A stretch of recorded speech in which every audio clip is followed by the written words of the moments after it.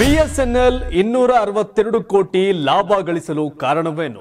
ಜಿಯೋಗೆ BSNL shock ನೀಡಿದ್ದೇಗೆ? Telecom ಕ್ಷೇತ್ರದಲ್ಲೇ ಮಂಕಾಯ್ತಾ ಏರ್ಟೆಲ್? ಫಿನಿಕ್ಸ್ ನಂತೆ ಮತ್ತೆ BSNL ಎದ್ದು ಬಂದಿದ್ದೇಗೆ? ಸುಲಿಗೆಗೆ ಇಳಿದಿದ್ದ ಜಿಯೋ ಏರ್ಟೆಲ್ಗೆ ಶಾಕ್ ಆಗಿದ್ದು ಯಾವ ಕಾರಣಕ್ಕೆ? ಭಾರತದ ಇತಿಹಾಸದಲ್ಲಿಯೇ ಒಂದು ಕಾಲದಲ್ಲಿ ತನ್ನದೇ ಆದ ಕಾರ್ಯಶೈಲಿಯಿಂದ ಹಾಗೂ ಜನಸ್ನೇಹಿ ಬೆಲೆಯಿಂದ ಹೆಸರುವಾಸಿಯಾಗಿದ್ದ ಭಾರತೀಯ ಸಂಚಾರ ನಿಗಮ ಲಿಮಿಟೆಡ್ ಅಂದ್ರೆ ನಾವೆಲ್ಲ ಚೆನ್ನಾಗಿ ತಿಳಿದಿದ್ದ ಅದೇ BSNL ಕತೆ. ಇದರ ಆರಂಭ 2000ನೇ ಇಸವಿಯಲ್ಲಿಯೇ ಭಾರತದ ಬಹುತೇಕ ಹಳ್ಳಿಗಳಲ್ಲಿ ಕಾಲಿಟ್ಟಿದ್ದ ಈ ಟೆಲಿಕಾಂ ಸಂಸ್ಥೆಗೆ ಯಾರೂ ಆಗ ಅಷ್ಟೇನು ಪೈಪೋಟಿ ನೀಡ್ತಿರ್ಲಿಲ್ಲ. ಆ ಕಾಲಘಟ್ಟದಲ್ಲಿ ಇದರದ್ದೇ ಆದ ಆಳ್ವಿಕೆ ಜೋರಾಗಿ ಇತ್ತು. ಆದ್ರೆ ಆ ಅಬ್ಬರ ಮಾತ್ರ ಬಹಳಷ್ಟು ವರ್ಷ ಉಳಿದಿರಲಿಲ್ಲ ಅನ್ನೋದು ನಿಜಕ್ಕೂ ಈ BSNL ಪಾಲಿಗೆ ಕರಾಳ ಅಧ್ಯಾಯವೇ ಆಗಿದೆ. ಅಷ್ಟಕ್ಕೂ ಯಶಸ್ಸಿನ ಉತ್ತುಂಗದಲ್ಲಿದ್ದ BSNL ಏಕಾಏಕಿ ಪಾತಾಳಕ್ಕಿಳಿಯಲು ಕಾರಣ ಏನು? ಬರೋಬ್ಬರಿ ಸುದೀರ್ಘ ವರ್ಷಗಳ ಕಾಲ ಮಂಕಾಗಿದ್ದ BSNL ಈಗ ಅದೃಷ್ಟ ತೆರೆಯುತ್ತಿದೆಯಾ? ಜಿಯೋ ಏರ್ಟೆಲ್ ಹಾವಳಿಗಳ ನಡುವೆ BSNL ಫಿನಿಕ್ಸ್ನಂತೆ ಎದ್ದು ಬಂದಿದ್ದೇಗೆ? ಈ ಕುರಿತು ಕಂಪ್ಲೀಟ್ ಡೀಟೇಲ್ಸ್ಗಾಗಿ ಈ ವಿಡಿಯೋನ ಕಡೆವರೆಗೂ ವೀಕ್ಷಣೆ ಮಾಡಿ. ಭಾರತ ಸರ್ಕಾರದ ಅಡಿಯಲ್ಲಿ ನಡೀತಿರ್ತಕ್ಕಂಥ ಈ ಟೆಲಿಕಾಂ ಸಂಸ್ಥೆಯು ಇಷ್ಟು ದಿನಗಳ ಕಾಲ ತನ್ನ ಗ್ರಾಹಕರಿಂದ ಅಂತರ ಕಾಯ್ದುಕೊಂಡಿತ್ತು. ಕಾರಣ ಟೆಲಿಕಾಂ ಇಂಡಸ್ಟ್ರಿಯಲ್ಲಿ ದೇಶಾದ್ಯಂತ ವ್ಯಾಪಕವಾಗಿರುವ ಖಾಸಗಿ ಕಂಪನಿಗಳಾದ ಜಿಯೋ, ಏರ್ಟೆಲ್, ವೋಡಾಫೋನ್ ಹಾಗೂ ಐಡಿಯಾ ಈ ಕಂಪನಿಗಳ ಪೈಪೋಟಿಯಲ್ಲಿ ಹಿಂದೆ ಬಿದ್ದಿತ್ತು. ಅದಕ್ಕೆ ಒಂದೇ ಕಾರಣವಿತ್ತು ಅಂತ ನಾವು ಹೇಳಲು ಆಗೋದಿಲ್ಲ. ಯಾಕಂದ್ರೆ ಆರಂಭದ ದಿನಗಳಲ್ಲಿ ಕೆಲವೇ ಸಮಯದಲ್ಲಿ ಟೆಲಿಕಾಂ ಲೋಕದಲ್ಲಿಯೇ ತನ್ನ ಬೆಳವಣಿಗೆಯಿಂದ ಎಲ್ಲರನ್ನ ಸಹ ನಿಬ್ಬೆರಗಾಗುವಂತೆ ಮಾಡಿದ್ದ ಈ BSNL ನಾನಾ ಸಮಸ್ಯೆಗಳ ಸುಳಿಯಲ್ಲಿ ಸಿಲುಕಿ ನಲುಗಿ ಹೋಗಿತ್ತು. ಪ್ರಮುಖವಾಗಿ ನೋಡೋದಾದ್ರೆ ಕಾಂಗ್ರೆಸ್ ನೇತೃತ್ವದ UPA 1ರ ಆ ಸರ್ಕಾರದ ಆರಂಭದಲ್ಲಿ ದೂರಸಂಪರ್ಕ ಮಂತ್ರಿಯಾಗಿದ್ದ ತಮಿಳುನಾಡಿನ DMKಯ ದಯಾನಿಧಿ ಮಾರನ್ ಅವಧಿಯಲ್ಲಿ ಇದರಲ್ಲಿ ಭಾರೀ ಭ್ರಷ್ಟಾಚಾರ ಪ್ರಾರಂಭವಾಗುತ್ತೆ. ಇದು ದೇಶದಲ್ಲಿನ ದೊಡ್ಡ ಹಗರಣಗಳ ಪಟ್ಟಿಯಲ್ಲಿ ಸ್ಥಾನ ಪಡೆಯುತ್ತೆ. 2006ರಲ್ಲಿ ನಡೆದಿದ್ದ ಈ ಹಗರಣವು ಸರ್ಕಾರಿ ಅಧಿಕಾರಿಗಳು ಮತ್ತು ಪ್ರಮುಖ ಉದ್ಯಮಿಗಳು ಒಳಗೊಂಡ ಉನ್ನತ ಮಟ್ಟದಲ್ಲಿ ಭರ್ಜರಿಯಾಗಿಯೇ ನಡೆದಿರುತ್ತೆ. ಅಲ್ಲದೆ ಭ್ರಷ್ಟಾಚಾರ, ವಂಚನೆ ಮತ್ತು ಆರ್ಥಿಕ ದುರುಪಯೋಗವನ್ನ ಮಾಡಿಕೊಂಡಿದ್ದ 3,500 ಕೋಟಿ ರೂಪಾಯಿಗಳ ಈ ಏರ್ಸೆಲ್ ಮ್ಯಾಕ್ಸಿಸ್ ಸ್ಕ್ಯಾಮ್ನಲ್ಲಿ ಮಾರನ್ ತಲೆದಂಡವೂ ಕೂಡ ಆಗುತ್ತೆ. ಯಾವಾಗ ಈ ಹಗರಣಗಳ ಕಪ್ಪು ಕಲೆ BSNLಗೆ ಅಂಟಿಕೊಳ್ಳಲು ಆರಂಭವಾಗಿತ್ತೋ ಆಗಿನಿಂದಲೇ ಸಂಸ್ಥೆಗೆ ಉಸಿರುಗಟ್ಟುವಂತ ವಾತಾವರಣ ಪ್ರಾರಂಭವಾಗುತ್ತೆ. ಸಮರ್ಪಕವಾಗಿ ನಿರ್ವಹಣೆಯ ಕೊರತೆ ಹಾಗೂ ಸರ್ಕಾರಿ ಸ್ವಾಮ್ಯದ ಸಂಸ್ಥೆಯನ್ನ ಉದ್ಧಾರ ಮಾಡುವ ಬದಲು ಮಾರನ್ ತಮ್ಮದೇ ಏಳಿಗೆಯ ಕಡೆಗೆ ಗಮನ ಕೊಡ್ತಾರೆ. ಹೀಗಾಗಿ BSNL ಸಂಪೂರ್ಣವಾಗಿ 2007ರಲ್ಲಿ ತೀರಾ ಹದಗೆಟ್ಟ ಸ್ಥಿತಿ ತಲುಪುತ್ತೆ. ಇನ್ನು ಆಗಸ್ಟರಲ್ಲೇ ಕಣ್ಣು ಬಿಟ್ಟು ಮಾರುಕಟ್ಟೆಗೆ ಎಂಟ್ರಿ ಕೊಟ್ಟಿದ್ದ ಖಾಸಗಿ ಕಂಪನಿಗಳಾದ ಏರ್ಟೆಲ್, ಜಿಯೋ ಹೀಗೆ ಇತರ ನೆಟ್ವರ್ಕ್ಗಳ ಬೆಳವಣಿಗೆಗೆ ಸರ್ಕಾರವೇ ನೇರವಾಗಿ ಬೆಂಬಲ ನೀಡಿತ್ತು. ಅಂದ್ರೆ ಕಾಯುವವರೇ ಕೊಲ್ಲುವರಾದ್ರೆ ಇನ್ಯಾರ ಬಳಿ ಮೊರೆ ಇಡಬೇಕು ಎಂಬ ದಯನೀಯ ಸ್ಥಿತಿಯನ್ನ BSNLಗೆ ಬಂದಿತ್ತು ಅಂದಿನ ಕಾಂಗ್ರೆಸ್ ಸರ್ಕಾರ. ಇದೇ ನೋಡಿ ಈ ಖಾಸಗಿ ನೆಟ್ವರ್ಕ್ಗಳು ಎಲ್ಲೆಡೆ ಅಬ್ಬರಿಸಲು ಪ್ರಾರಂಭಕ್ಕೆ ಅಡಿಪಾಯ ಹಾಕಿದಂತಾಯ್ತು. ನಾವಿಲ್ಲಿ ನೋಡಬೇಕಾದ ಅಂಶ ಅಂದ್ರೆ ಮಾರನ್ ಬಳಿಕ ಇನ್ನೊಂದು ಬೃಹತ್ ಹಗರಣದಲ್ಲಿ ಭಾರತ ಇದೇ ಕಾಂಗ್ರೆಸ್ ಸರ್ಕಾರದ ಅವಧಿಯಲ್ಲಿ ಸಿಲುಕಿತ್ತು. ಆ ಹಗರಣ ಇಂದಿಗೂ ಪ್ರತಿಯೊಬ್ಬ ಭಾರತೀಯನನ್ನ ಸುಡುತ್ತಿದೆ. ಅದು ಬೇರೆ ಯಾವುದೂ ಅಲ್ಲ, ನಾವೆಲ್ಲ ಆಗಾಗ್ಗೆ ಮಾತನಾಡ್ತಿರ್ತೇವಲ್ಲ, ಅದೇ 2G ತರಂಗಾಂತರ ಅಂದ್ರೆ 2G ಸ್ಪೆಕ್ಟ್ರಮ್ ಹಗರಣ. ಈ ಹಗರಣದಲ್ಲಿ ಅಂದಿನ ಸರ್ಕಾರವು 2G ಸ್ಪೆಕ್ಟ್ರಮ್ ಪರವಾನಗಿಗಳನ್ನ ಮಾರುಕಟ್ಟೆಗಿಂತ ಕಡಿಮೆ ಬೆಲೆಗೆ ಮಾರಾಟ ಮಾಡಿತ್ತು. ಇದರಿಂದಾಗಿ ದೇಶಕ್ಕೆ, ಅದರಲ್ಲೂ ಟೆಲಿಕಾಂ ವ್ಯವಸ್ಥೆಗೆ ಭಾರಿ ಆದಾಯ ನಷ್ಟವಾಗಿತ್ತು. ಸ್ಪೆಕ್ಟ್ರಮ್ಗಳನ್ನ ಮನಬಂದಂತೆ ಹಂಚಿಕೆ ಮಾಡಿದ ಪರಿಣಾಮ BSNL ಸೇರಿದಂತೆ ಇಡೀ ಟೆಲಿಕಾಂ ಕ್ಷೇತ್ರವೇ ನಲಗಿ ಹೋಗಿತ್ತು. ಬಳಿಕ ಇದು ಭಾರತದ ಸುಪ್ರೀಂ ಕೋರ್ಟ್ 122 ದೂರಸಂಪರ್ಕ ಪರವಾನಗಿಗಳನ್ನು ರದ್ದುಗೊಳಿಸಲು ಕಾರಣ ಆಗಿತ್ತು. ಇದರಲ್ಲಿ ಅಂದಿನ ದೂರಸಂಪರ್ಕ ಸಚಿವೆಯಾಗಿದ್ದ ಕನಿಮೋಳಿ ಹಾಗೂ DMK ಸಂಸದ ಎ ರಾಜಾ ಇವರುಗಳೇ 1,70,000 ಕೋಟಿ ರೂಪಾಯಿಗಳ ಬೃಹತ್ ಸ್ಕ್ಯಾಮ್ನ ರೂವಾರಿಗಳಾಗಿದ್ರು.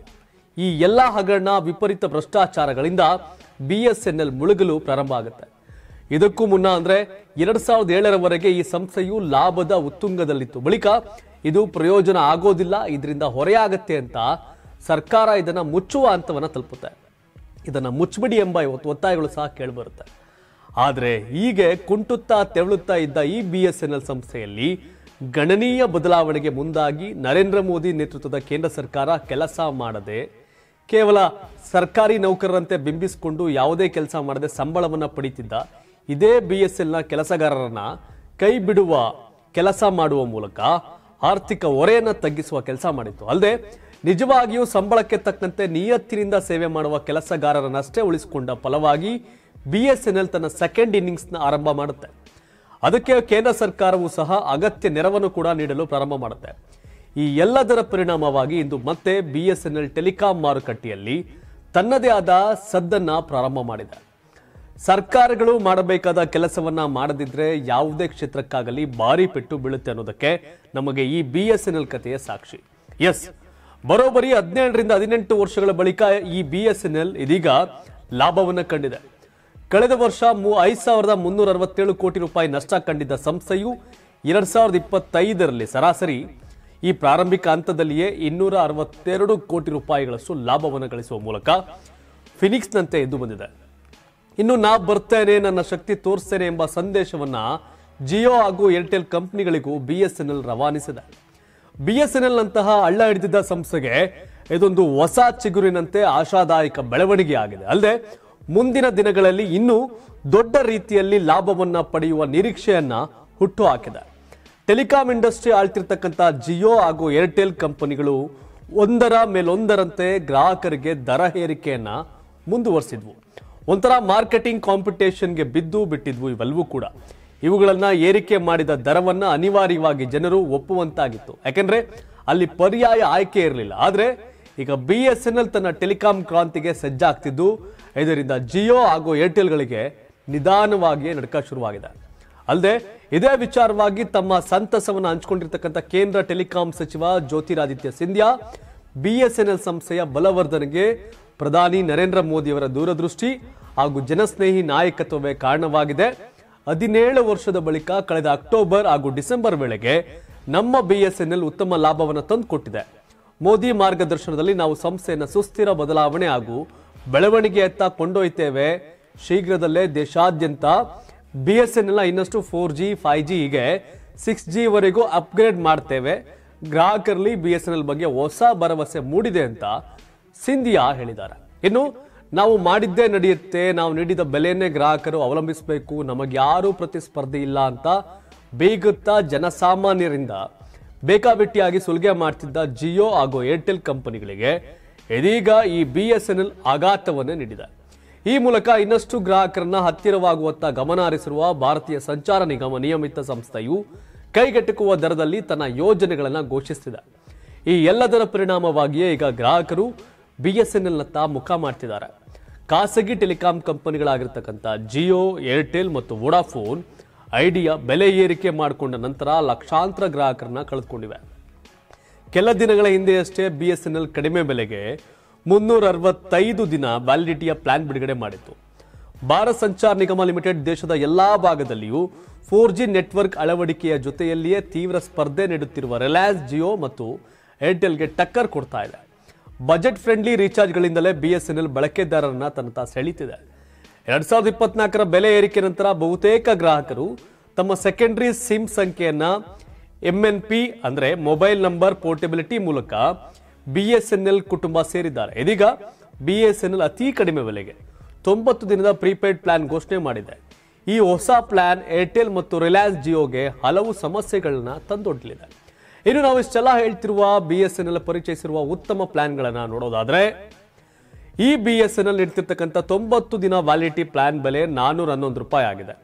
ಈ ಪ್ಲಾನ್ ನಲ್ಲಿ ಗ್ರಾಹಕರಿಗೆ ಪ್ರತಿದಿನ ಹೈಸ್ಪೀಡ್ 2GB ಡೇಟಾ ಸಿಗಲಿದೆ. ಬೇರಾವ ಟೆಲಿಕಾಂ ಕಂಪನಿಗಳು ಈ ರೀತಿಯ ದೀರ್ಘಾವಧಿಯ ಬಜೆಟ್ ಫ್ರೆಂಡ್ಲಿ ಪ್ಲಾನ್ ನೀಡಿಲ್ಲ.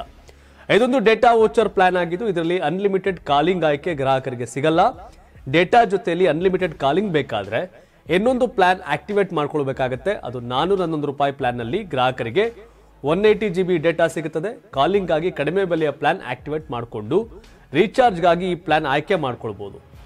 365 ದಿನ ವ್ಯಾಲಿಡಿಟಿ ಪ್ಲಾನ್ ಇತ್ತೀಚೆಗಷ್ಟೇ BSNL 365 ದಿನದ ಪ್ಲಾನ್ ಬಿಡುಗಡೆ ಮಾಡಿತ್ತು. ಗ್ರಾಹಕರು 1515 ರೂಪಾಯಿ ರೀಚಾರ್ಜ್ ಮಾಡಿಸ್ಕೊಂಡ್ರೆ 1 ವರ್ಷ ಯಾವುದೇ ಪ್ಲಾನ್ ಆಕ್ಟಿವೇಟ್ ಮಾಡಿಕೊಳ್ಳುವ ಅವಶ್ಯಕತೆ ಇರಲಿಲ್ಲ. ಅನ್ಲಿಮಿಟೆಡ್ ಕಾಲಿಂಗ್ ಈ ಪ್ಲಾನ್ ಒಳಗೊಂಡಿತ್ತು. ಪ್ರತಿದಿನ ಉಚಿತವಾಗಿ 100 SMS ಮತ್ತು ಹೈಸ್ಪೀಡ್ 2GB ಡೇಟಾ ಸಿಗಲಿದೆ. 277 ರೂಪಾಯಿಗೆ 120GB ಡೇಟಾ. BSNL ಮತ್ತೊಂದು ಯೋಜನೆಯ ಬೆಲೆ 277 ರೂಪಾಯಿ. ಈ ಯೋಜನೆಯ ಪ್ರಕಾರ ನಿಮಗೆ ಒಟ್ಟು 120GB ಡೇಟಾ ಸಿಗುತ್ತೆ. ಈ ಯೋಜನೆಯ ವ್ಯಾಲಿಡಿಟಿ 60 ದಿನಗಳು. ಈ ಲೆಕ್ಕಾಚಾರದ ಪ್ರಕಾರ ನಮಗೆ ಪ್ರತಿದಿನ 2GB ಡೇಟಾ ಸಿಗುತ್ತೆ. 60 ದಿನಗಳಲ್ಲಿ ಈ ಯೋಜನೆಯ ಬೆಲೆಯನ್ನ ಲೆಕ್ಕ ಹಾಕಿದ್ರೆ ನೀವು ಪ್ರತಿದಿನ ₹5 ವೆಚ್ಚದಲ್ಲಿ 2GB ಡೇಟಾವನ್ನು ಪಡೆಯಬಹುದಾಗಿದೆ. ಹೀಗೆ ಕಡಿಮೆ ಬೆಲೆಯಲ್ಲಿಯೂ ಉತ್ತಮ ಹಾಗೂ ಜನರಲ್ಲಿ ಕೈಗೆಟುಕುವ ಬೆಲೆಯಲ್ಲಿ ಸೇವೆಯನ್ನ ನೀಡಬಹುದಾಗಿದೆ. ದುಬಾರಿ ದುನಿಯಾದಲ್ಲಿ ಖಾಸಗಿಯವರ ಸುಲಿಗೆಯ ಸುಳಿಯಲ್ಲಿ ಸಿಲುಕಿ ಒದ್ದಾಡುವ ಬದಲಿಗೆ ಜನರ ಕಷ್ಟಗಳನ್ನ ಅರಿತು ಒಳ್ಳೆಯ ಸೇವೆಗೆ ಮುಂದಾಗಿರುವ BSNL ಕಂಪನಿಯನ್ನ ಬೆಳೆಸುವುದು ನಮ್ಮೆಲ್ಲರ ಹೊಣೆಗಾರಿಕೆ ಆಗಿದೆ ಅನ್ನೋದನ್ನ ಮನಗಂಡು ಗ್ರಾಹಕರು ಸ್ವಯಂ ಪ್ರೇರಿತರಾಗಿ ಈ BSNL ಕಡೆಗೆ ವಾಲ್ತಿರುವುದು ಆಶಾದಾಯಕ ಬೆಳವಣಿಗೆ ಆಗಿದೆ. ಒಟ್ಟಲ್ಲಿ ಕಾಲ ಯಾರ ಸ್ವತ್ತು ಅಲ್ಲ, ಯಾರು ಗೆಲುವಿಗಾಗಿ ಪ್ರಯತ್ನಿಸುತ್ತಾರೋ ಅವರು ಸ್ವತ್ತಾಗಿರುತ್ತೆ ಅನ್ನೋದನ್ನ ಈ ಹಿಂದೆ ಇದೇ ಖಾಸಗಿ ಟೆಲಿಕಾಂ ಕಂಪನಿಗಳು ಸಾಬೀತುಪಡಿಸಿದ್ವು. ಆದರೆ ಸೇವೆಯ ಬದಲಾಗಿ ಜನರ ಸುಲಿಗೆಗಿಳಿದ ಪರಿಣಾಮ ಎಂದು ಮಾರ್ಕೆಟ್ನಲ್ಲಿ ಅವುಗಳಿಗೆ ನಡಕ ಶುರುವಾಗಿದೆ.